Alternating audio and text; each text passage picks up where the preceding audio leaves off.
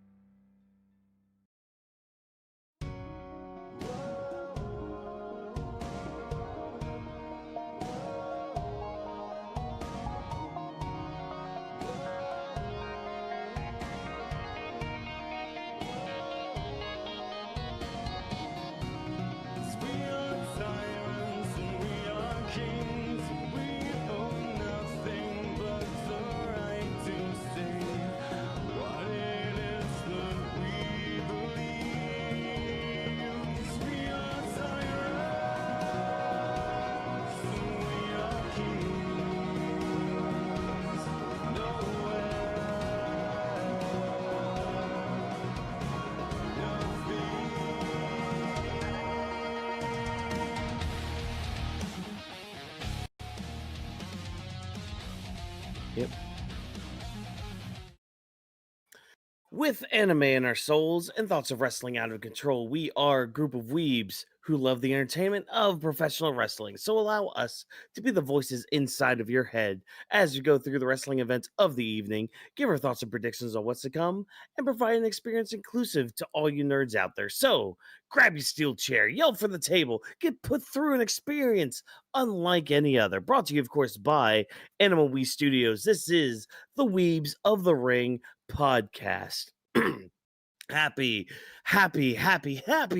Friday to everybody out there. We're almost here to the end, not only the end of November, we're almost to the end of the year itself. 2025 is come and gone very quickly and all that, but we're not here to talk about 2025 in its entirety. We'll probably talk about that in December. We're here to talk about SmackDown. We had the November 21st issue of SmackDown, and not gonna lie, thought it was a pretty good show. Just to get that out of the way right now, pacing wise, felt really nice. The action we got, the matches we got were really good.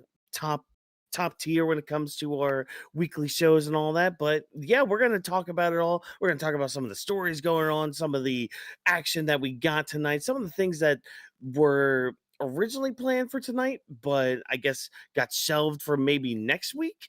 I don't know. We'll come to that road when we cross it. But of course, as always, if you're one of our returning listeners, one of our returning viewers, it's lovely to see you, ladies and gentlemen, and maybe dogs too. Maybe some dogs and cats are checking out our stream. That's all good. Hopefully, you guys get a nice treat.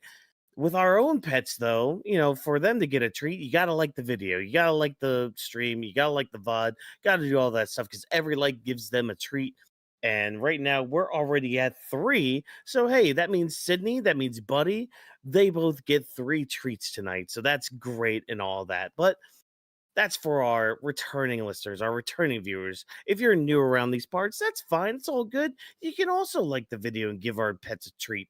That's cool as well. But quick introductions, I guess, since you are new around here. Hey, I'm your reigning, defending, undisputed Universal Heavyweight Champion of the world. I'm Watkins here. I'm going to be your guide through the wrestling events of the evening. And of course, I'm not alone in this endeavor. I have with me the genius of the mat himself. Drop this box. He's going to help us process these stories going into SmackDown tonight and going into Survivor Series WarGames next week. So, ladies and gentlemen, give it up for Drop This Box. Drop, how you doing tonight? I'm doing pretty good, and I would have to agree with you. I thought SmackDown was a really good show tonight because, like you guys saw with me last week when it came to the previous coverage for SmackDown, I had mixed feelings on a couple things, but I feel pretty confident in saying with this episode of SmackDown, I felt pretty good when it came to a lot of things that happened here. I mean, I think one thing I would love to bring up right now is the match quality tonight. I felt like the match Hmm. quality tonight was very consistent because after each match that we had, it was keeping the same pace where I can say that, yeah, this match is really good. Yeah, this match is really good. Yeah, that match is really good because it was like it actually felt like a match. And I'm glad that they're actually taking to the time to give us proper matches on a wrestling show because that's what you should do. Obviously, we understand the whole story perspective on it because we do take our time to talk about that in our show, but we also appreciate some very good wrestling, and I thought we definitely did get that tonight. So applaud to creative for that. Yes, yeah, huge applaud to creative tonight. Again, I thought everything panned out pretty well, paced pretty well as well. Like we didn't linger too much on a lot of stuff, a lot of matches, or even a lot of backstage segments. It was just like everybody was just on point tonight. Maybe one little caveat with that though. I will say maybe the main event segment felt a little rushed at the end, but we'll come to that when we cross it when we talk about it. But we've lingered long enough on our own getting into the show, getting into the conversation. You've heard the plugs, you heard our introductions. We're going to get right into the action. We're going to start, of course, our headline story as always. We're heading into War Games. We got two War Games matches to build up, to get prepared for. And of course, the men and the women both bringing it on their own, in their own ways, and all that. Let's start, of course, with the men's side of things. So we started off tonight with Paul Heyman and his boys out in the ring. And Paul Heyman does what Paul Heyman does. He's going to be bigging up his boys. He's going to make sure that everybody knows just how destructive, just how diabolical they all are. And just, making sure his guys are put over as they should be, which Paul Heyman's a great guy on the mic to do that. Great on you. So before he lets Logan Paul speak his piece, which I have a fun little comment about that, especially if you look at Mr. Logan Paul's hand. But we'll joke about that later. But before Logan Paul can even get another like three sentences out come the Usos, who are there for a fight, but they're not alone. Much like us here at Weebs the Ring, we're never alone when we're talking about these wrestling events. The Usos came there with Cody Rhodes, but where is Cody? His music's playing. He's not coming out. Where is he? Well, he's just in his party bus. I guess he partied too much with Drew McIntyre because Drew comes out all pissed off and angry and all that, and Cody's just lying there on the floor, kind of a bloody mess. So he may have had a couple too many of those vodkas that he has in there. So, maybe the next episode of What Do You Want to Talk About is going to be really good. You know what? I say that now. Watch Drew McIntyre be one of his guests coming up on that little podcast he does. But yeah, so Drew McIntyre leaves. Cody's just laying on the floor, bloody mess and all that. That's most of the build for the War Games match. Obviously, part of it comes from the match that Bronson Reed had tonight against Carmelo Hayes, but we'll get into that here in a little bit. Drop, what you think of this opening segment here for like building up the War Games match between like the heels and the faces and all that? So one thing I will say first, since you already alluded to it, the whole thing with Logan Paul when it comes to the promo on his hand, I feel like we could probably get a good clip out of this when it comes to the amount of things we'll probably say here. So for the viewers that are watching on other social media platforms, hi, I'm Drop This Box. This is Watkins right here. And I couldn't help but laugh at that. Like, I kid you not, I was in a Discord call with a couple of my friends watching SmackDown, and I didn't really notice it at first until I saw you post it on here. And I'm like, oh my God, this is reminisce of what we saw with The Rock all those years ago when he was having that promo with John Cena, or at least John Cena alluded to it, I believe, when they were going back and forth with one another. So I thought that was just pretty funny because I just didn't expect that. I thought, they just had Jey Uso's music just play, and then you just had everything go from there. Like, oh yeah, I don't want you to say anything because obviously nobody cares. But almost in a way, it's kind of like, well, we kind of caught you red-handed, pun intended, and we're just gonna try to erase that from history so nobody sees exactly what was on your hand. So that was pretty funny. I don't know if you have any thoughts on that before, I obviously give my initial thoughts on everything. I just think it's funny as hell because, like, I don't know if he had more planned to say or anything, or if like the notes on his hand were like how the segment was gonna go or something. Like that could also be it, where it's just like, okay, Paul Heyman's gonna say this, and then he's gonna say this, and then once he says this, you say this, and the Usos come out. So I just find it funny, especially our one friend Nate on our Discord, Mm-hmm. who keeps bigging up Logan Paul like as his goat. Yeah, how's your goat now? Can't even remember 3 words to say before he gets cut off in his little promo segment. Like, that's your goat.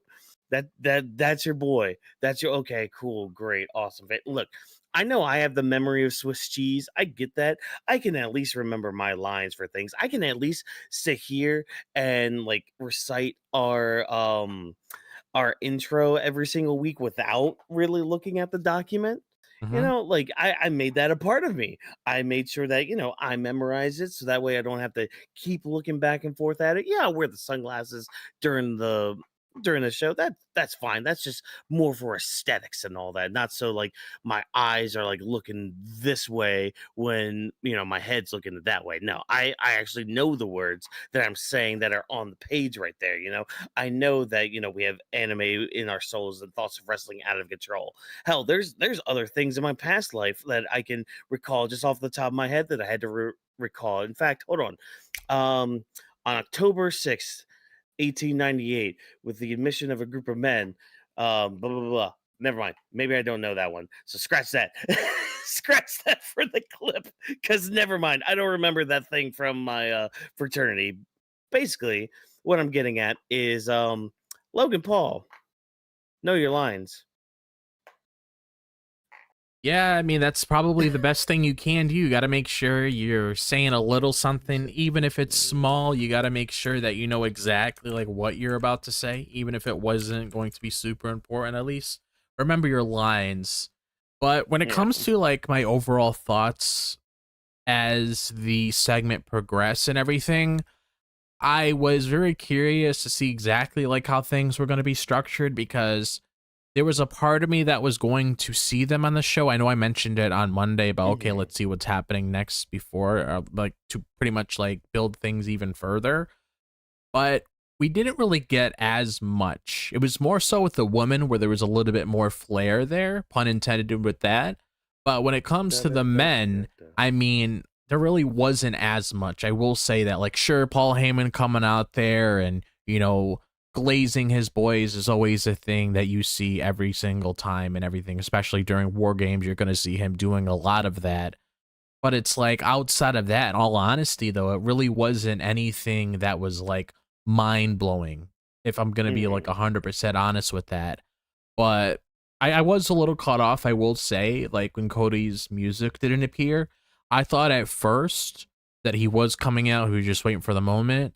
Or it was one of those things you typically see where he's coming from the back, because they could have easily like pulled a stun off if they really wanted to, because you have 2 of the Usos out there and then you got Cody. So I feel like they would be perfectly fine if they were to make a decision like that. And then you could have had everybody else come out. I thought Punk was going to be on the show. I wasn't expecting Roman, but I thought, since we saw AJ Lee a little bit later on in the show, we were going to get Punk, because I would assume they would probably travel with one another. And, having Punk a part of this would be really nice as well. But that's something we'll more than likely see on Monday, of course, because that is going to be the last time we really see them all together until Survivor Series that Saturday. But all in all here, I was glad that they actually added a little color when it comes to like how they wanted to move this feud to the next level, because you don't have to do it all the time, but having that little moment with Cody in the back where you have Drew McIntyre getting inside of his bus and, busting him open and everything, really does add a lot there. And then we also saw more of Cody a little bit later in the show, and I'm not going to touch on that yet because I feel like the person involved in that segment definitely deserves their own.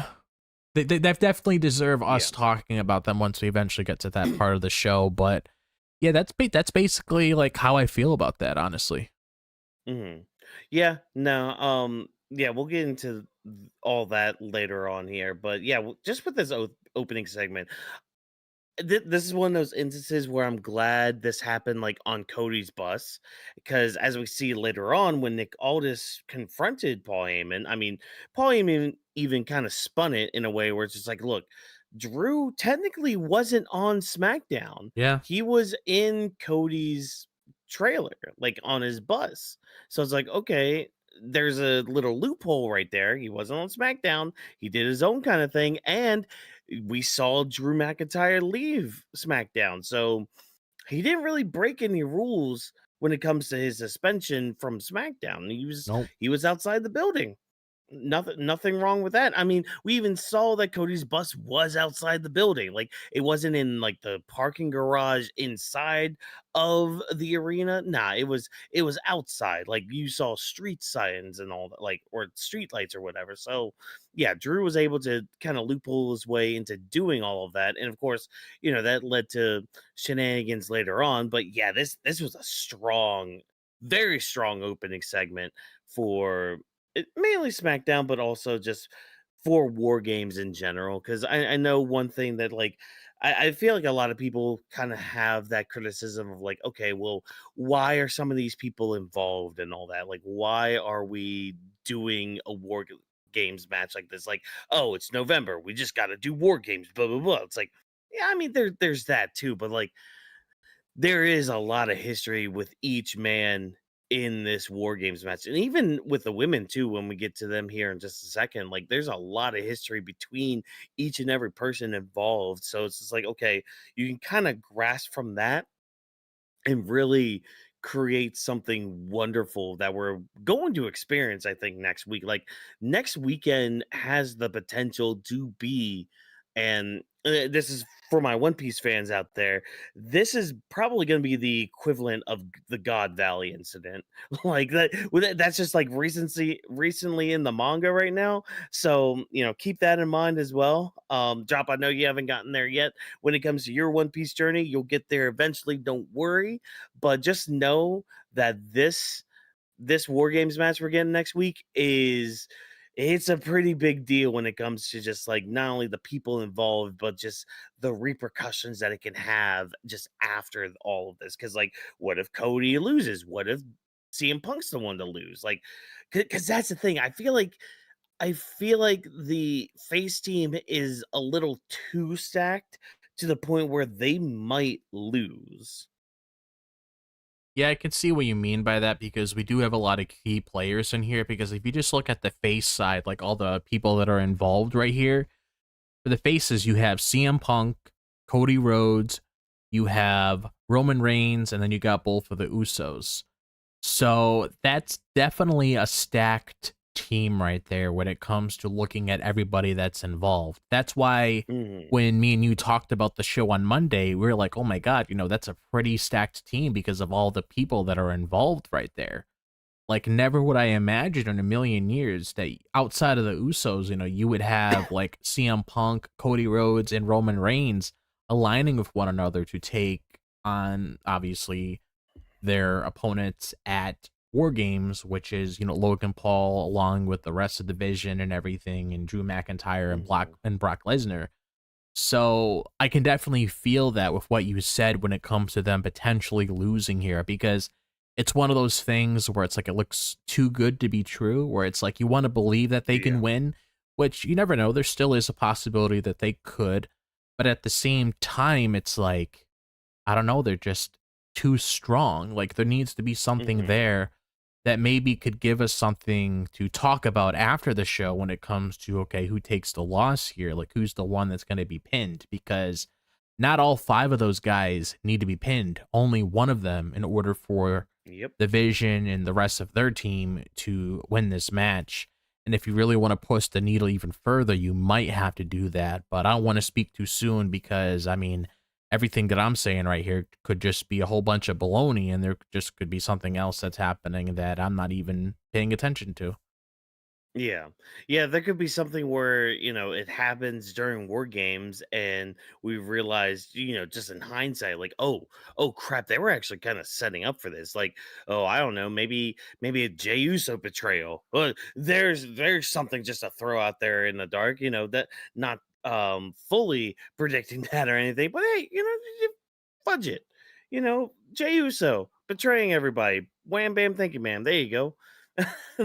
There's a out of the blue kind of thing. Like it could be something as simple as that, or like maybe Brock being the one to like really destroy somebody. I know we just saw this with Blood and Guts in AEW where they were beating down on not Marina Shafir, beating down on Mina Shirakawa to the Yeah. point where Tony Storm was, she was being held down, watching her partner get destroyed, and she had to like basically throw in the towel for her team, be like, I surrender and all that stuff. Like we could always get a moment like that where like somebody maybe holds down like Jimmy Uso or something, because it's not the first time Jimmy's been used as a pawn to get Jay to quit.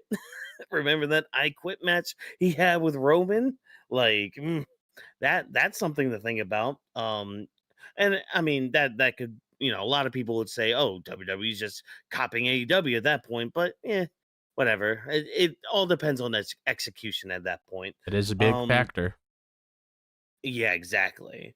So that's most of the men's War Games match. Again, we'll talk about a little bit more when we get into the John Cena tournament here, but I do want to hit at least with the women's build for the War Games match, because like we didn't get too much of it on Monday, but tonight we did get a little bit, because there was the one big story beat with it was Charlotte Flair. So like last week on SmackDown, she told Alexa, "Hey, I can't really do this. I don't really like Rhea Ripley. Like I like you, Alexa. Like you and I are cool.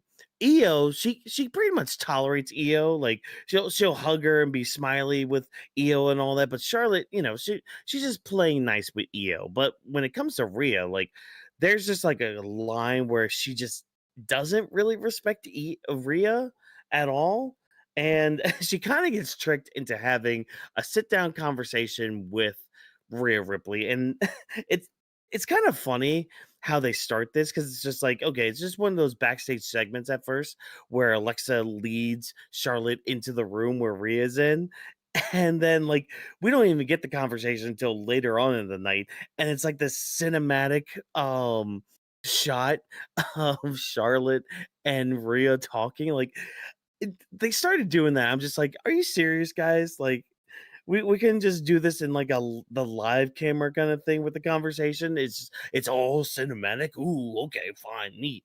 But not much of a conversation they had. It was really just Rhea just being like, hey, I still respect you despite everything we've been through, but I just need to make sure that we can be on the same page when it comes to going to war against this heel team and all that. And Charlotte just says, okay. Like she didn't really say too much to Rhea, which I don't know if they're going to lean into that going into next Saturday or not, like using that as part of the story going into it. I don't know. What do you think of like I guess mainly just like Charlotte's like quick response to Rhea in this backstage segment? So I definitely do have something to say about that because, I mean, don't get me wrong, I appreciate what they do with the cinematic feel when it comes to certain parts, at least when it matters. And I agree with you, this didn't really need that cinematic feel because it just felt like a little awkward, if I'm being 100% honest with you. Like It was a little silly, yeah. like one thing I can't agree with is that we do need to bring up this whole Charlotte and Rhea thing because there is continuity there when it comes to how they feel about one another. So that's something I can appreciate, where it's like we're not just brushing that off. We obviously know that these two ladies don't really like each other as much. So I at least appreciate the thought in the beginning of them, bringing that up and explaining like why Charlotte feels the way she does, because I mean, it makes a lot of sense for her to feel that way. But I mentioned awkward, and it felt awkward because, you had Rhea, pretty much saying, I realize me and you been through a lot of stuff and we don't really like each other as much, but I'm willing to put that to the side so we can focus on what matters at hand. And I'm like, okay, she's spitting a lot of facts right there, but I didn't really like what they gave Charlotte there because all she said was okay. And if you paid attention to what Charlotte was doing before, when she was expressing how uncomfortable she felt working with Rhea to begin with, because probably Rhea wasn't involved, she really wouldn't care. She would just continue going forward and not really bring anything like this up. But the way that she was expressing herself before, it made it feel like she had a little bit more to get off her chest outside of saying, okay, I'll do this. That's just what I expected to see from her. Like, I expected, Rhea to say whatever she needed to say there, and I expected a little bit more for Charlotte. So if I were to have one thing to say here to criticize when it comes to this segment itself, you should have gave Charlotte more to work with, because she was very expressive before whenever she saw Rhea to begin with. So it's like, why not show like more of that? Like, it just felt like there could have been a lot more there when it comes to that part. Yeah. And I mean, that kind of comes with a lot of what they're doing with Charlotte and Alexa, because they keep kind of building them as, or at least billing them as, this odd couple tag team, which, they rightfully are. But like, they haven't done too much with their dynamic, either, backstage or in ring. I mean, they've done some, so I'm not saying they haven't done anything. It just, they could be doing more with it, and just put that criticism along with this Rhea Ripley stuff, because I mean, they could do a little bit more maybe on Monday. Maybe like they have an argument of who's doing the advantage match or something. Which, I mean, we're getting the men's advantage match. I don't remember, did they announce the women's one for Monday, or are they going to do that for the taped SmackDown? That tape SmackDown's tonight, huh? Oh, they are doing the tape SmackDown On tonight? I'm just guessing. I'm not 100% sure. Oh, I would okay. assume so, because it would make sense, Okay. because they do have Thanksgiving next week. So I wouldn't be surprised in the slightest. After me and you were done with the show, we probably see like little snippets online. So I would assume Yeah. whatever's happening is happening there. But I don't believe I heard anything. But if I were to make a guess, I would assume that they would probably give the men Monday, and then they'll probably give the ladies Friday. I mean, in all honesty, they could just have it all on Monday, but obviously they like spacing certain things out. So I would assume they'll probably just have that for next week. And yeah, that's basically how I feel like they're going to structure it. I mean, we'll probably find out eventually, like these next couple days. Yeah, because next week's SmackDown is pretty stacked, especially with that Survivor Series elimination match, which we'll talk about that later. But yeah, so like, yeah, just maybe a little bit more with the Rhea Charlotte stuff, but hopefully maybe they do something on Monday, maybe also for SmackDown next week. We'll have to wait and see when we get to that. But like, when it comes to more of the build, because we're getting told, hey, we're gonna know who's gonna be the fifth person for both the men, not for the men and women. Obviously, we know the men's. Yeah. We're gonna know the fifth person for both the face and the heel team going into WarGames, which I'm surprised that they said that they were going to announce the heel team tonight. I figured they would have like waited until Monday for this reveal, but fine, I guess. Like, I think this might be my one criticism from like the women's build tonight for the War Games match, besides like the Charlotte Rhea stuff we talked about. This last segment felt kind of quick, because like we have the face team going out there, and Rhea's like putting everybody over as she should, saying, hey, I can only trust people to go into war. and I needed to make sure that I can trust everybody. I can trust I can trust EO. I can trust Alexa, Charlotte. You and I, we've had our history, but hey, we can go to war. If I want to go to war with anybody, I'm glad you're there too. And I mean, I don't blame her for saying that. Charlotte's basically Wonder Woman. Let's just throw that out there. But then they announced, their fifth member for the face team, and it's AJ Lee. So, that's fine because we at least had set up for that on Monday with Rhea like pulling AJ aside and being like, hey, let's have a chat and all that. So that was already set up. And with Becky, fun fact, Becky joins the heel team. But that reveal comes while the heels attack the baby faces right when AJ comes out. So like we don't even get like any promo from AJ tonight saying, "Oh yeah, I'm happy to be with the face team. I've always wanted to do a cage match." Blah blah blah blah blah blah blah blah. Blah. Like she didn't get to say anything tonight before getting beaten down by Becky, who shows up, and then the rest of the heel team for WarGames beats up the face team, and then Becky shakes Asuka's hand, and Becky's part of WarGames now. Like I would have expected maybe just like a little bit more tease or like at least a little bit more waiting time before getting it confirmed for Becky being in War Games. Like, don't get me wrong, I'm not upset that Becky's part of War Games. That it makes sense for storyline. Just I would prefer just maybe wait till Monday for it at least, because I don't know if you've been paying attention with social media and all that, everybody, but Becky's been on fire ever since losing that IC title on Mm-hmm. social media. Like her game on social media has been really, really good on that aspect. But I mean that's kind of how I feel about this final segment of the night. I thought it felt a little rushed. Maybe they could have, again, waited for the heel team to have their stuff finalized on Monday, but again, the teams are pretty stacked. Like when you look at it on paper, both sides are pretty stacked. Like, and even both War Games matches itself. Like we had talked about the men's being stacked earlier, the women's is also stacked as well. But it could go either way when it comes to who's going to win that match. But drop. What did you think of this final segment? How do you feel about AJ Lee being both AJ and Becky being officially now announced for the War Games match? So I will say this though, I agree with you that I do feel like that this segment itself was rushed. I felt like they could have waited a little bit longer to do something with this.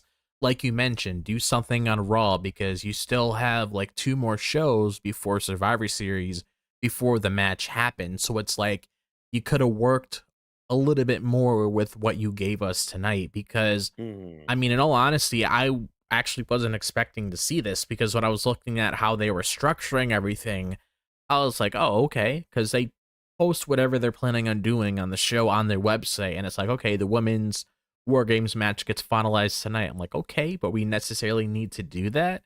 And also, another thing I want to bring up as well, like the way that they put this whole segment together, it was very close to like when the show is ending.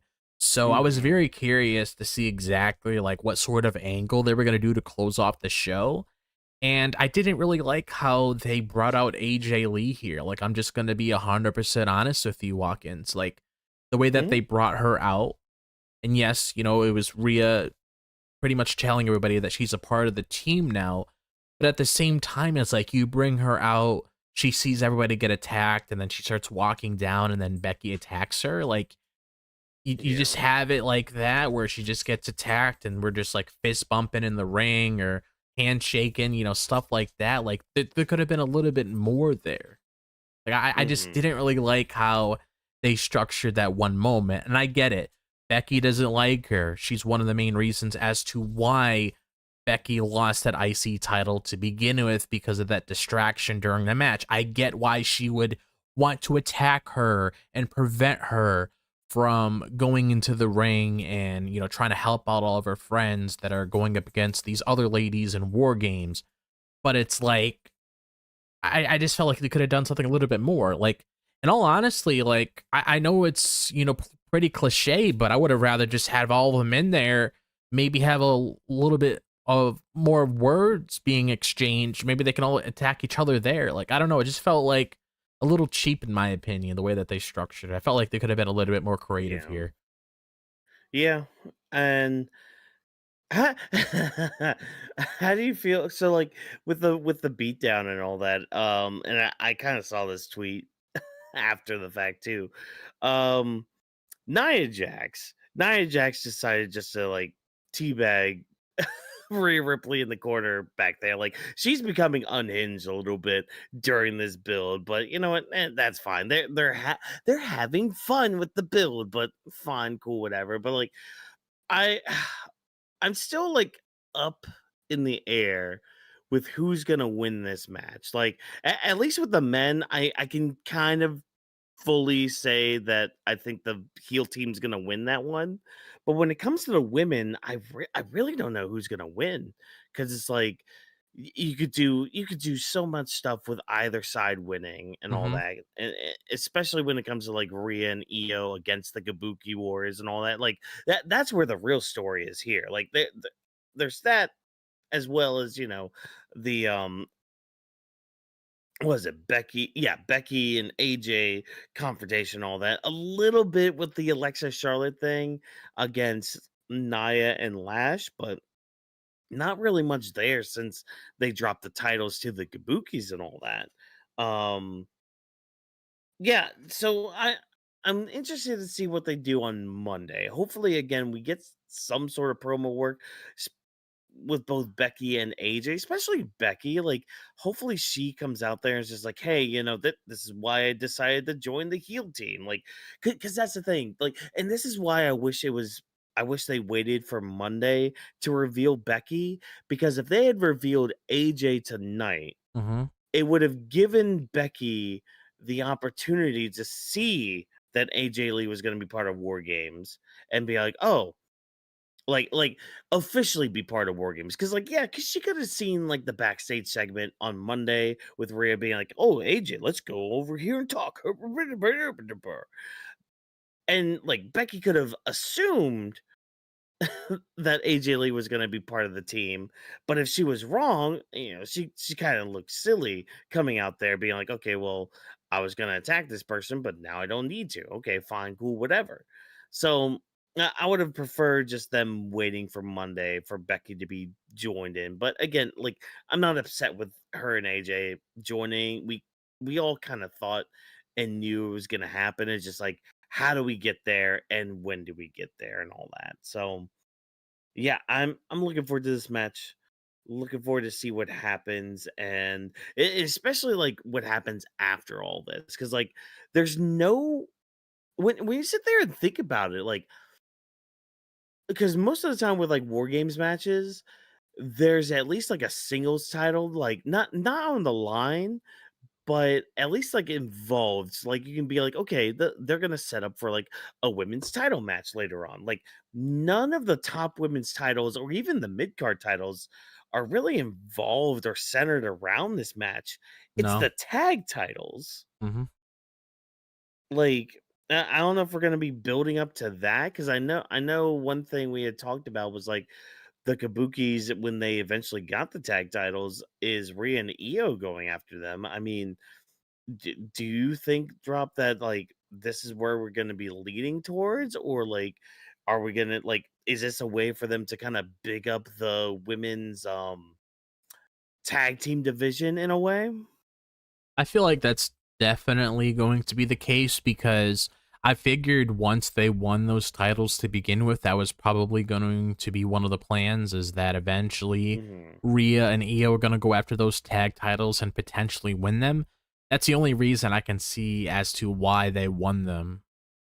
Other than that, I mean, we probably would have just had Charlotte and Alexa retain in that match, and then they would probably still be champions right now. So that has to be one of the goals moving forward when it comes to exactly like what kind of matches that they're planning on having in the near future. I Yeah. definitely see that happening. I'm not sure when. Definitely not any. Probably not like a special event or anything, because Yeah. obviously the Saturday night's main event is dedicated to John Cena and the NXT talent on that show. So probably some Raw or SmackDown. Probably Yeah. some Raw show, or yeah, I would say a Yeah. Raw show. Yeah, especially with it coming up to the end of the year, they'll probably want to make one of those shows a little bigger than it should be. Yeah. So, we'll come to that road when we cross it, when we get to that road, of course. But now we're gonna move slightly away from war games, and I will say slightly because like one of these matches do involve some of the war games participants and some of the build for a war games match. We're going to talk about the Last Time Is Now tournament. We have our final matches for the first round, and thank God, I am so happy that WWE finally gave us a damn bracket for this tournament, you know. And say what you want, oh, there's going to be some mystery opponents, blah blah blah. You could still have like a question mark right at the one bracket, and especially with what happened or we're going to announce early on today, where Sheamus is now not part of the tournament. He apparently has a shoulder injury, and I guess he's going to be out for a bit because they took him out of the tournament. Yeah. So I guess quick prediction here. I guess who do you think is going to replace Sheamus in the match against I forgot who's gonna face off against. I'll have to look at the bracket again, but yeah. Any predictions? Oh, LA Knight, that's who it was. So who do you think is gonna like take up that position or that role? The only person I could think of would probably be Joe Hendry, but at the same time, I feel like he's doing a little bit more in NXT now. Now that I'm Mm-hmm. looking back at everything that's going on right now, so I really don't know. If I'm being 100% Yeah, honest with you, I really don't know because it was unexpected. So it's yeah. like, I feel like whoever does take that spot, they obviously have to fill in a role for Sheamus that was going to happen if he were to lose, which I would assume he probably would have, depending on Mm-hmm. exactly what part of that tournament he would have been losing. But I really don't know. I honestly don't know who it could possibly be. I don't know. Nobody's really Yeah. standing out to me, if I'm being honest. Mm-hmm. Um, I'm wondering because like this kind of came out of the blue. I'm wondering if this is a legit injury or not, or if this is just like a storyline kind of thing. Because like he had his moment with the John on Monday with the 6-man tag and all that. So I don't know. This is probably just more of just a conspiracy theorist talking to me in my head and all that. So it could just be that, folks. So yeah, I'll just leave that there. Like, and I kind of agree with Drop too. Like, if it's anybody you could always just throw Joe Hendry in there, because that's kind of the agenda I know I'm on, at least. The only other person, if they're gonna put an NXT person in there, I mean, Obafemi. Like that's the other name that we keep touting over here on this channel. Like, Yeah. he would be a great match. I mean, it would suck for LA Knight to lose that match, but I mean, it'd be fine. I think. Like, especially with LA Knight, like they need I don't know what they're doing with him right now. Like we thought things were gonna change with him on Raw, and they really haven't. Yeah. Like I know I've seen a lot of chatter about people talking about LA Knight like basically getting shoved aside for war games. And I'm just like, there's part of me that kind of agrees with you people out there. That there's a part of me that does, because it's like you have him feud with like the MFTs and especially the Vision for a few months, and you don't put him in the War Games match. Okay, fine, I guess.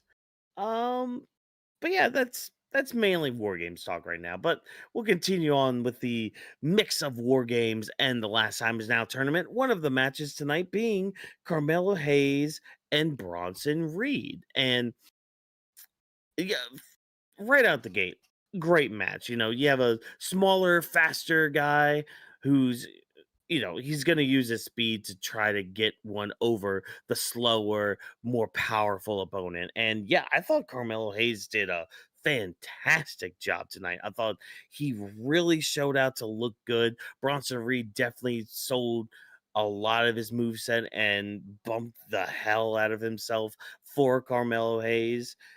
I thought the match itself was really, really good. And out of all the matches in this tournament, this is the one match that you would think, okay, yes, interference is definitely going to happen here, which it did. As the Vision, they were out there ringside for Bronson Reed, but they did try to start getting involved. That's when the Usos came out to beat up on Braun Breaker and Logan Paul. But out comes Cody Rhodes, who is miraculously fine after his big old massive beatdown from Drew McIntyre, hits a crossroads onto um Bronson Reed, and he ends up getting counted out. So Carmelo Hayes wins by count out. He advances to the tournament to face Gunther soon. So, RIP Carmelo Hayes at that point. Again, the match itself was fine. We'll talk about Cody's promo here after the match here in just a second. But Drop, what did you think of the match? And I guess like the question here, I haven't seen any online chatter about it.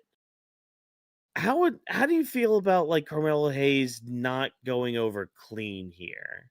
Because obviously, he had help, he had a count out victory and all that, but how do you feel about him winning in that way? So I felt like the way that they structured the match towards the end, especially with Cody giving Mhm. Bronson Reed a crossroads, I felt like if Bronson Reed, stumbled a little bit and then he eventually got in the ring and then he was basically, in the position for Mello to hit nothing but net, I felt like they Mhm. could have still got the job done there. But maybe that was their way of having Bronson Reed look strong before he heads into War Games, or at least to protect him in some way, shape, or form. But I did feel like they could have went down another direction with it. But at the same time, Mhm. I'm willing to look past it because it doesn't bother me as much, because the main thing I really wanted here was Carmelo Hayes going over, which I expected him to go over, but it's just good to actually see that happen. And I'm just going to be honest, I want him to personally win this tournament. I realize that he's up against somebody like Gunther, and I've already expressed how I felt on social media when it comes to that. But it's like the way Mhm. that I look at this tournament as a whole, I'd rather give it to someone who could use this win over Cena when they face him in his last match as a way to structure their own path. Because don't get me wrong, Gunther's great. Gunther's fantastic. He deserves all this praise that he gets. That's why I'm very happy that they gave him back his old theme to actually give him that proper presentation, because presentation is a big thing in wrestling. So I'm glad that was given to Gunther. But at the same time, Gunther holds the record for being the longest IC champion. He's been a world champion 2 times, not just once, but 2 times. And Carmelo Hayes, outside of what he did on NXT, he hasn't really achieved anything significant on the main roster yet. So I would look at it in a way where it's like, okay, he uses this win over Cena as his advantage to progress even further in his career, so you can actually set up the guy to do something. And I realize the Mhm. odds aren't in his favor when you look at it from a realistic point of view, the way that they're structuring Gunther on the television, making him look like this unbeatable boss. But there's kind of that 1% of me out of the 99% that just really wants to see Carmelo Hayes, progress and move forward and actually go up against Cena, because Carmelo Hayes actually did share something pretty interesting this week when it came Mhm. to how they officially kicked off NXT 2.0. And I remember this, where he did the ruthless aggression thing. I believe he slapped Adam Cole across the face, if I'm not mistaken, when he did that. And it was very similar to what John Cena did when he did that to Kurt Angle to pretty much kickstart his career and everything. So I'm hoping the same thing happens with Carmelo Hayes, where you give it to somebody that really needs it, someone that could actually use it. Yeah. Yeah. No, no, I see that. It's just, Gunther came back with his final boss music, so it's there's just that too. But yeah, I mean, the match itself really good, I thought. Carmelo Hayes looked really good. Again, Bronson Reed selling, bumping like a madman for Carmelo Hayes. I'm glad nobody like The Miz showed up to cost Carmelo Hayes. That was my one fear going Hmm. into this match. Like, yeah, you had obviously you had the Vision and Logan Paul being out there. That was more obvious on that side of things. But I'm glad the Miz didn't get himself involved. He could get himself involved maybe after the Gunther match. Um, but yeah, I would say like out of all the people in the bracket, Carmelo Hayes would be my number two choice to face Cena and to win this tournament. I just think the guy's that good. Like, and as much as I love LA Knight, I need him in the world title picture, not facing off against Cena in his final match. I need LA Knight to be winning some gold here in the next few weeks.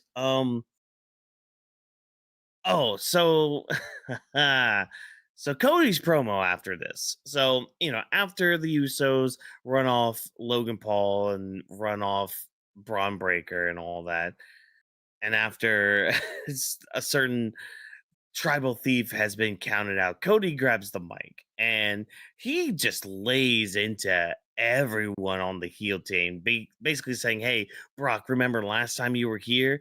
You remember those last couple matches? Yeah, I beat you in those. Isn't that interesting? Isn't that cute?" Going into Braun Breaker saying, "Hey, a Steiner saying they're gonna do something. Yeah, nah, my family's dog walked you for centuries now at this point." Goes in on Logan Paul like everybody else does, goes in on Bronson Reed, even goes in on Paul Heyman being like, yeah, every time I love this aspect too of Cody where he points this out, where he's just like, yeah, every time, every person you manage and have them face off against me, I beat them. So go ahead, keep building them up because I will destroy them. And see, I'm still hanging on to that little bit of dialogue where it's just like I still think the face team is going to lose just because of things like that Cody says. Like they're just too strong going into this, and I don't trust them for winning and all that. But like this was a really great promo from Cody. And also glad too that like a little bit afterwards, I saw this on Twitter. He did post like a picture of Carmelo Hayes and all that. So he at least, acknowledge Carmelo Hayes like winning and kind of being around in that situation and all that. Um, yeah, this promo segment with Cody was it was really good. What did you think of it? I thought this promo segment was very good, and I like the way that Cody expressed himself here. And it's like I said in my tweet, Cody Rhodes continues to prove why he's one of the best mic workers right now when it Yep. comes to how he sells himself on the mic, how he makes a lot of sense with the things that he's saying. And that's something that I could really appreciate because you can have it actually feel very organic, like it comes off natural rather than, seeing something that sounds scripted. Like you can actually feel the passion coming out of his voice. And I always love when we get moments like that with him because it's very appreciated. Yeah. Yeah, like just like what you said, Cody's one of the best mic workers on like in professional wrestling. So having him just kind of go off here with everybody, it was really good. I really liked it. I've missed that fire from Cody, which I mean, yeah, we've gotten fire from Cody the past couple months. So I don't want to say we haven't completely not had it, but yeah, we were kind of having a lack of very serious, like, I'm gonna rip off your head, Cody Rhodes. And yeah, this promo made me feel like old Cody was back with us again. So yeah, hopefully we get something more again on Monday with these War Games teams. Maybe I don't know, just something a little bit more when it comes to like the story going into it. Because again, the action is going to be great.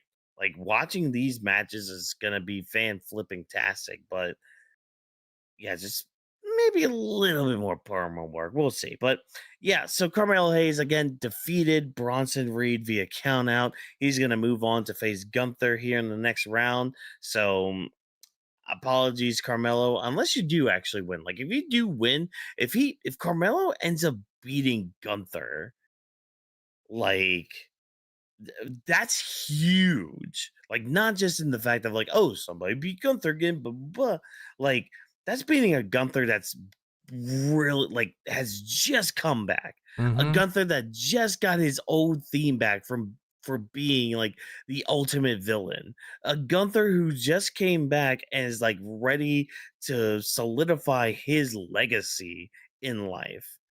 That's what I'm hoping Like, for. I'm hoping for an upset. no. And even if you want it to be in a way where he gets protected or something, I'm completely okay with it. And it's like I Mhm. said, I agree with Gunther winning the thing, but he doesn't necessarily need it as much as somebody like Right. Carmelo has. Because he already has stats already when it comes to being a two-time world Mhm. champion and holding the IC title record. I mean, compared to Melo, what does he have? Yeah. Yeah, no, and trust me, I get the argument with that. It's just, yeah, yeah. I'm still thinking Gunther's gonna be winning it, but like, I'm sorry if Carmelo does go over Gunther somehow, it's all Carmelo Hayes. Oh yeah. It's all Carmelo Hayes at that point. I mean, yeah, there's LA Knight and all them and all that, but like, nah, it's all Carmelo if he ends up pulling it out against Gunther. And of course, the other first round tournament match we got tonight was Penta taking on Finn Balor, which was a very strong match as well. I thought, like, both guys know.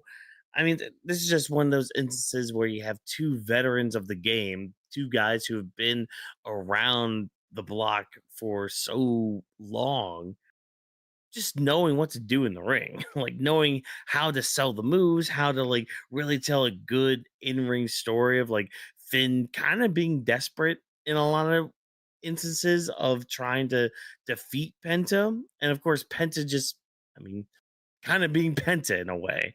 Like he was just able to take control a lot throughout the match, and yeah, I just thought this was a really good match.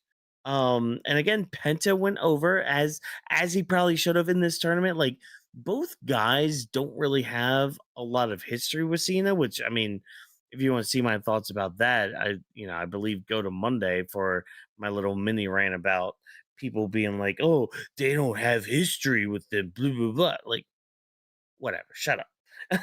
Shut up when it comes to that. Like these two guys don't have a lot of history with John Cena. So either one going over would have been fine, but I am glad it was Penta in this instance. But Chop, are you glad Penta defeated Finn Balor to move on in this tournament? Even if he might not win the whole thing? Yeah, I'm glad he was able to win this match because I felt like it made a lot of sense. Because, I mean, you got to give Penta a little something to work with. Obviously, he's not going to win this thing. It would be pretty cool and like a different universe to see John Cena and him go at it because I'm very curious to see how that match would be in general. But at least throw him a bone Mm, for something until obviously, he loses the match and he goes back to doing what he needs to do.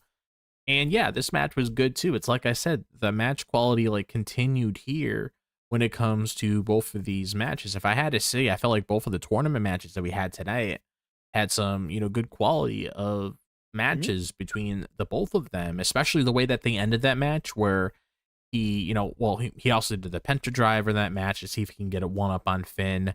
And of course, when he did the mhm. Mexican Destroyer, that was pretty much the cherry on top that pretty much seal everything so he can move on to the next round. Like, it was good. Not enough to say beyond that. Just it's good. Yeah. Yeah, and I mean, I'm looking at the bracket right now. So like our second round of this tournament, I mean, we got Jay taking on Rusev. Mhm.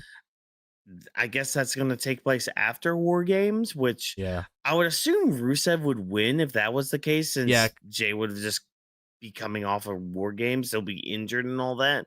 If Rusev does lose, I might have some questions when it comes to like selling big matches like War Games or anything. But cool, neat, whatever. LA Knight's gonna take on question mark, so we'll find out when we get that match announced. Penta and Solo Sikoa, which I feel like we've seen before, but maybe we haven't. Yeah, I don't remember. Yeah, it feels like one of those matches I feel like we've seen before, but if we haven't, that's fine. It's whatever. Maybe Solo will win, maybe Penta will win. I don't know. That one's kind of a toss up. I kind of hope Penta wins, but that's mainly just me and all that. And of course, Gunther versus Carmelo Hayes is also part of that second round tournament. So yeah, we got a second round coming up, and then a final round, and then we'll know who John Cena is gonna face not only for the IC title, but in his final match ever in WWE. So we'll come to that road when we cross it when Saturday night's main event comes around the corner. But of course, we got to talk about our mid card stories now. We've done with our, breaking headline newses and all that. Let's talk about some of our mid card stories. Let's talk about our United States Open Challenge. I am so glad they're letting Dragunov run with this idea because this is one of the highlights every single Friday night when it comes to SmackDown. Like seeing not only who is going to face Dragunov for the US title, but just to see the match too. Like this match did not disappoint at all. Maybe a little bit of a slow start at first with like JD. Fun fact, JD McDonagh was the one to answer the United States Open Challenge call. So JD's working like that slow, methodical pace that he just loves to do so well. Yeah, I mean, he did it fine, but like, yeah, the match very much amped up as it kept going. I think one highlight I want to say, and it's kind of how I feel, or at least how you feel about the Death Valley Driver. I am a sucker for a good brainbuster. Like that shit can look devastating, and the way that Dragunov sells moves, yeah, that thing looked like it almost looked like JD could have won, even though his shoulders were also on the mat. But that's a nitpick at best. Yeah, this match was just really good. Two just solid workers, just like beating the shit out of each other and all that. Like I thought it was a lot of fun. Um, Hopefully they are able to recover after tomorrow. But what you think of it, Drop? It's like you said, I look forward to this every single Friday when it comes to SmackDown because it's always consistent quality when it comes to these US title open challenges. And Ilya Mhm. Dragunov is the perfect person to have that title right now. Like he really pushes everybody to the extra mile. He allows his opponents to show like what they're capable of, which is something I really appreciate.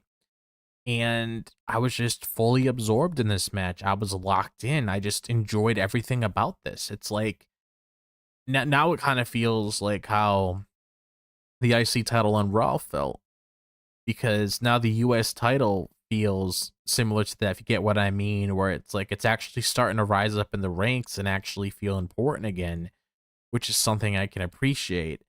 And I'm just very curious to see like how things evolve from here. If that makes any sense. Like I Yeah. just really want to see exactly like what's that roadblock going to be for Dragunov. Like obviously he's going to have all these Mhm. matches, but I'm very curious to see exactly like what comes up beyond this. I mean, obviously they're gonna have to pay off the whole like Tamatanga stuff and Tommaso Ciampa stuff that continues to happen in the back. I mean, especially with Tamatanga, like he's not really like answering the open challenge, unlike uh what's his name? Ciampa, who is, willingly going out to be like, hey, I want this title. Um, I just lost my train of thought. Oh yeah. Yeah, he wants like Tommaso Ciampa wants that shot for the United States title, but Dragunov's just not giving it to him because he's not an honorable warrior and all that. So it's like, okay, you're getting shoved to the side. Um Tamatanga, I don't know what you're doing, but fine, dude, you're shoved to the side as well. So it's like, which story are we gonna pay off first? and which one's going to get more of a focus after all this. I think that's like the biggest question going into like these United States Open challenges and all that. So I don't know what we'll get next week when it comes to uh the Open Challenge. Maybe we'll finally pay off one of those stories, either Tamatonga or, well, no, it can't be Tamatonga because he'll be in that elimination match. So yeah, it would have to be what's his name? Uh um oh my god, I am blanking on names tonight, folks. Yeah, Um um, Tamatonga, no, yeah. not Tamatonga, because he's in the Survivor Series match. It's Champa. That's not that I'm Oh, thinking yeah, of. Champa, Like yeah. maybe Champa, yeah, maybe Champa finally gets his shot next week. Who knows? We'll see. Um, any other thoughts for the U.S. title match? Because again, like I thought JD looked really good, not only going into this match, but even after the match. Like, and Michael Cole even putting him over on commentary. Like, even though JD is a heel, like Michael Cole is even saying, yeah, he's been very much impressing me, just watching him and all that. So, like, any final words when it comes to like JD and uh Ilya Dragunov's match tonight? I'm hoping we just keep pushing the US title scene like this and Mhm. also give JD McDonagh a little bit more to work with outside of what he's doing now, because you can obviously see that he's a very good wrestler. He's able to push people to the extra mile. Take Mhm. advantage of that. Create new stars. You don't always have to push the same people. You don't always have to have those certain people lose matches. Like, invest some stock in somebody, because maybe that'll pay off and maybe you'll make your amount of money back, maybe even double than that. Never know Yeah. unless you try. Nope, nope, never know unless you try. Try and try your hardest, especially if you're trying to put something together or win a match together, as is tag team wrestling, because that is the meat and potatoes when it comes to tag team wrestling, is being able to pick up a win with your tag team partner. And we had a great tag team match tonight between Axiom and DIY. Again, both teams know how to move around the ring. They are like butter, just like melted butter going on your piece of toast on a nice Sunday morning and all that. Like it's amazing what these people can do Mm. in the ring and all that. Yeah, this was a really great tag team match, but unfortunately, the match is ended because during the referee's little distraction here, Axiom gets his mask ripped off by Candice LeRae, which is enough for um enough for DIY to roll them up, pick up the 1, 2, 3, and bada bing, bada boom, they win the the match. I almost said the tag titles, but these people don't have the tag titles. That's the Wyatts, who aren't doing anything with them right now because the MFTs are busy with Sammy and his boys. But again, great match. I'm glad we're doing like a storyline to kind of continue forward with it, with Candice taking the mask. I'm wondering what they're gonna do with that, because I mean, obviously they're not showing Axiom's face at all right now, which, Mm. fair. That is fair. Again, the rules of lucha libre and kayfabe and all that. So, yeah, I thought this match was really fun. I thought it was really fun. What did you think of it? Yeah, it was fun. It was a very fun match. I'm glad that they were actually able to pull something like this off. I'm glad that I guess the one thing I will say is I kind of wish they did something a little bit different with the ending. Like, I get they're heels, they're supposed to pull stunts like that and everything, but like, come on, you could have been a little bit more creative with that, because you just take the mask off. It's like an easy roll up because he's afraid to, take his hands off his face, because obviously I understand it's a part of protecting your identity and everything, but it's like, come on, you could have done a little bit more than that. You could have caught Mhm. him off guard. You could have hit your finisher and everything. You could have won that match an entirely different way. Like, I don't know, like, Yeah. I'm not always the fan of those like cheap endings unless it makes sense for it to head down that direction. But I don't know. I felt like they could have did something a little bit more here. I mean, I still thought the match was great between the both of them. They proved what tag team wrestling is supposed to be.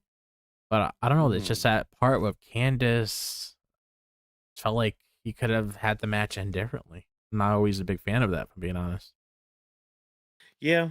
No, I mean, I feel you there. Like it would have been nice to have, maybe not the outside interference, maybe some extra things from DIY and all that, but hey, at least we got a banger match out of this. And Yeah. at least we know like the story's probably going to be continuing moving forward from here, especially with Candice kind of involving herself with the match and all that. So we'll see what happens next week when it comes to like repercussions and all that stuff. But the last segment we have tonight, ladies and gentlemen, is our quick fire segments. These are segments that like might happen in the back where we're just like, oh, that'd be great to mention all that. Make sure we talk about that a little bit. And yeah, a couple segments here. First and foremost, we have Sami Zayn and the boys. They are, preparing themselves for war games. They tell Solo and his MFTs that they're basically done. And they're next on the list of baby faces to just get rid of any toxicity going on and all that. And of course, Solo Sikoa answers in great fashion of his, hey, I'm gonna end you, Sami Zayn. Once the dust settles, once the clouds settle, once the fire's all out, it's just gonna be me and you, and I'm going to mess you up.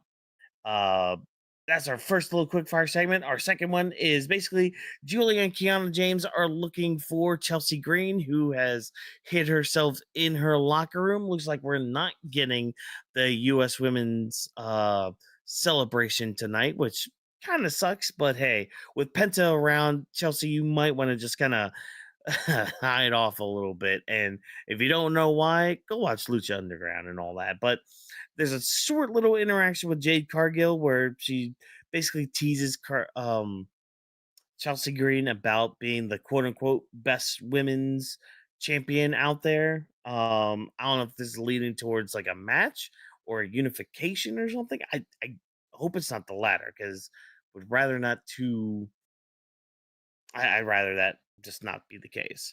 But Chop, what'd you think of these quick fire segments we had tonight? So I am glad that we are getting a traditional Survivor Series match next SmackDown. So that's Yes. pretty cool because we haven't gotten something like that for a very long time. So that should be a fun match. Solo could flex all he wants, but I mean, I don't know how much flex you're going to have once you lose your match. So try to keep that confidence now, and we'll see how things go with you. Probably not looking the best, but And then the whole thing going on with the U.S. title scene when it comes to the ladies. You got Chelsea hiding from Julia and Kiana. I mean, I hope we know what we're doing here. And also Yeah. the whole thing with Jade Cargill appearing, like what's going on with her? Like I feel like that's like another conversation to have. Like obviously like, not spending like a whole much time on it, but just Mhm. touching on it briefly, it's like, ever since she took that title from Tiffany, I mean, what are we doing with her? At least there's like a little thing going on with Chelsea now, not much yet, but it's like what's going on with Jay? We're just walking around parading with the title. Like, what are we Yeah. getting here? Yeah, like what are we setting up for your next challenger? Like if dirt sheets are to be believed, then they're supposed to be building up Julia for the main event scene. They haven't done shit since she's dropped the title, folks. Like they haven't pushed her or done more with her besides just like mainly tonight being like, "Hey, where's Chelsea Green? I kind of want to beat her up for my title and take my title back, but can't can't do that, I guess. I don't know. I don't know. It's just very interesting that we're like involving two of the champions in the women's division on SmackDown together, I guess. I don't know. I don't know where it's gonna go, how it's gonna lead, or what's gonna go on, but we'll find out. Yeah, I'm sorry. I was just looking at my notes chat. I was just like, was there any more for us to say? And like, really, no, no. That's basically the show. that's basically Weaves the Ring. That was SmackDown. And I mean, this kind of leads into our final thoughts and our outro and all that. Like, I thought it was a fun SmackDown. Like, all the matches I felt like delivered, the backstage segments and the promo stuff was really good. Yeah, a lot of our complaints I feel like tonight were nitpicks at worst.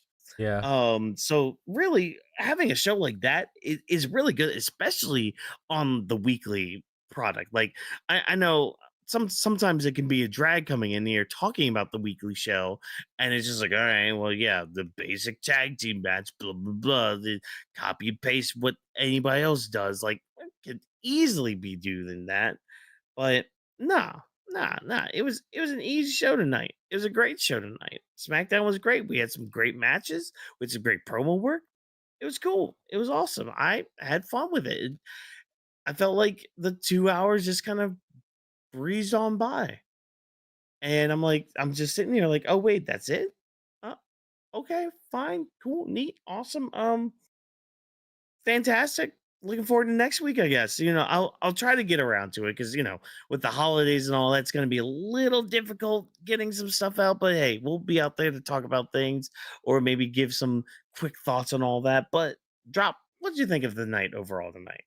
So I thought this was a pretty good SmackDown. I had a lot of fun with it. I enjoyed the matches that we had for the last time is now tournament. I thought the quality for both of those matches were really good. I'm very happy for my boy Melo. So I'm hoping he continues doing his thing. I'm hoping he wins the thing. We'll see, because it could go either way. You never know, because they pulled the rug underneath us before. We thought something was going to happen, but they did a complete they just caught off guard. I mean, look at Io winning the world title before WrestleMania this year. They could easily do something like this where we're all expecting one thing, but then something else happens. But again, I'm Yeah. fully behind him. And I also thought what Dragunov has done has been very good. So I am excited to see what's next when it comes to his title defenses. I'm loving it. It's very consistent. And I'm glad we have a fighting champion here. Mhm. And we'll see who advances in those WarGames matches when it comes to the men and ladies. We'll probably get a good Yeah. question with that on Monday and whatever happens on that SmackDown. Yeah.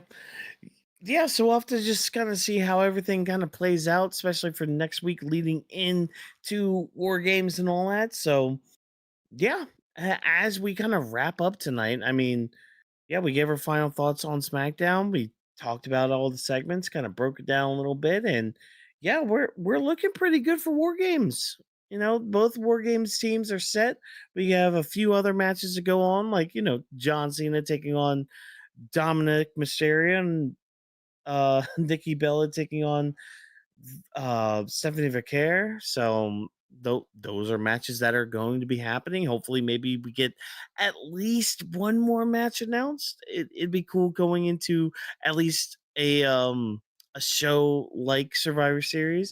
It'd be nice to at least have like three matches that aren't uh the War Games matches, because you guys could base it out pretty well with 5 matches. Let's be honest. You guys could do that. Come on. Just do it and all that.